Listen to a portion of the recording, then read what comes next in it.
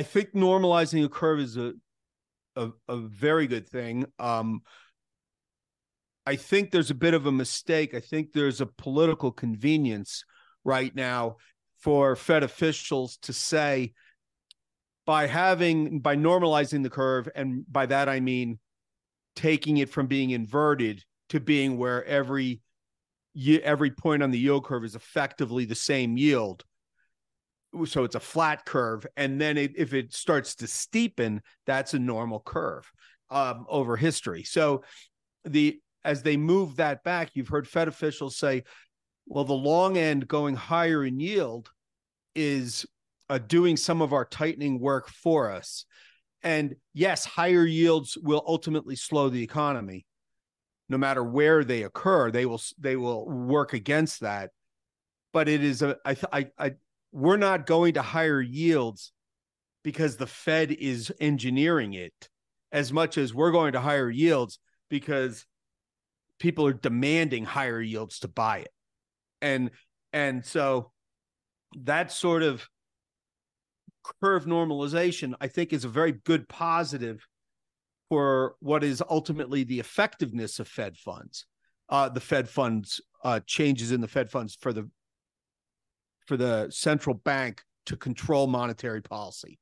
So as an example, when they raised rates 500 basis points and the 10-year note only went up 200 at first, well, they didn't get the same amount of tightening and restrictiveness into the marketplace as they might have had they not done QE, quantitative easing, because there was still a lot of demand for long end assets, but there wasn't the float out there.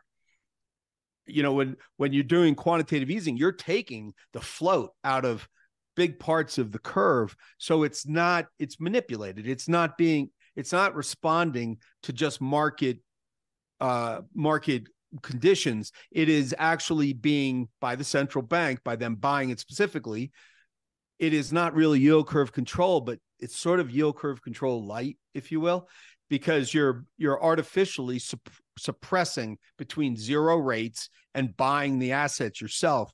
You're suppressing the yields. And then when you try to back it off, well, it just doesn't snap right away, because the people who would maybe want to sell those bonds don't own them. They'd have to short them. You see this happen in Japan again and again, right?